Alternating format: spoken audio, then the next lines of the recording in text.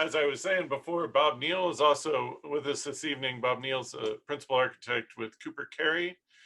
And I'll start by saying, since our founding at In Situ, we've specialized in historic rehab with a focus on the revitalization of our beautiful downtown. And there's no project we're happier to be a part of than Plaza Hotel Pioneer Park.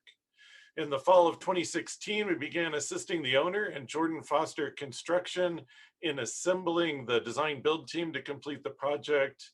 And the design lead and architect of record that we had the pleasure of partnering with is Cooper Carey. Originally built in 1930 as one of Conrad Hilton's first high-rise hotels, the hotel was the last major downtown project designed by Henry Trost before his death. And the hotel literally sits on the founding point of El Paso in Pioneer Plaza, where El Paso Street and Mills Street began to form the first street grid served by Anson Mills. But 100 years prior to its construction, Don Juan Maria Ponce de Leon, a descendant of the Spanish explorer and conquistador, built his ranch and associated adobe structures at the site. Ponce de Leon was a wealthy merchant, farmer, and rancher in the thriving community south of the Rio Grande. When Conrad Hilton announced the construction in the fall of 1929, the El Paso Hotel was to be the tallest Hilton built to date. And as construction picked up pace, contractor Robert McKee's crews formed and poured 10 stories of concrete in just 2 months. Fast forward 61 years, and what is now known as the Plaza Hotel had finally succumbed to cascading code issues and closed to business in 1991. The building would sit mothballed for nearly 25 long years before we would begin to prepare it for a new generation of guests. The design team began by poring over a collection of period photographs and newspaper articles from the hotel's opening. These described the details of the 1930s space, as well as offered clues about the materials, fabrics, lighting, and furniture first used at the plaza. These historic resources provided design inspiration when choosing a palette of rich walnut wood, velvet, and mohair fabrics, warm brass, metals, and hand-tooled leather that were brought into the interior design of the bar and restaurant. Working closely with the National Park Service and Texas State Historic Preservation Office, the team aimed to maintain as many of the authentic elements in the hotel as possible, including precast deco reliefs, signature terracotta medallions, and vintage hotel signage. At the interior, this began by reinstating the double height lobby that was capped during a previous renovation. To bring back this grand entrance as the heart of the building, the faux wood vigas in the double height vaulted ceiling were artfully restored, carefully replicating the original colors and stenciling. Striking original elements like the terracotta floor on the first floor and the ornate plaster ceiling and parquet wood floor at the ballroom were restored. In the lobby atrium, the stained glass ley lights were reconstructed to match the original components. To position the hotel as a destination for the next generation, the 131 guest room suites are organized in a vastly different way than they were in the past, now offering a variety of guest room options that include kings, double queens, and floors that can be configured into multi-room suites.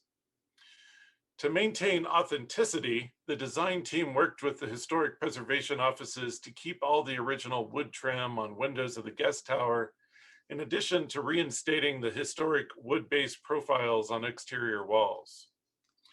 With food and beverage components often central to creating a destination hotel these days, the Johnson studio at Cooper Carey configured the bar at Ambar Restaurant as an anchor to the atrium.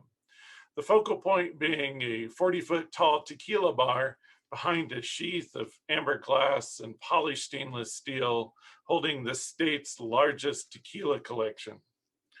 A new staircase is partially concealed behind this bar in amber glass, providing server access to the wall of tequila and secretly connecting the bar and restaurant down to a private chef's table located in the former trunk and boiler rooms. At the penthouse level, where Elizabeth Taylor famously lived during her brief marriage to Nicky Hilton, Here, the Johnson studio at Cooper Carry took creative liberty with the conversion of the penthouse level into a rooftop bar and event space. As a nod to the glamorous actress and Hollywood's golden era, guests are greeted by a feminine sensibility that plays out through elegant white marble, mirror polished stainless steel, bright colors, and playful geometric patterns. And this all occurs in what Conrad Hilton referred to as the bungalows in the sky.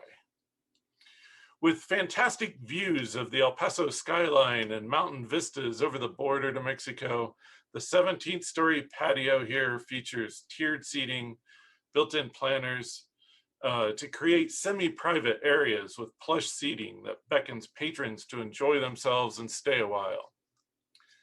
Now the Plaza Hotel Pioneer Park once again provides our region with an unparalleled level of hotel service.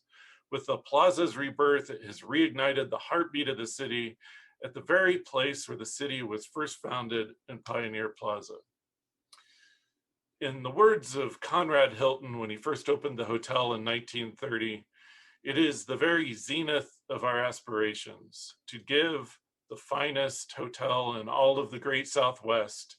It bespeaks our faith in the great future of El Paso and its vast domain.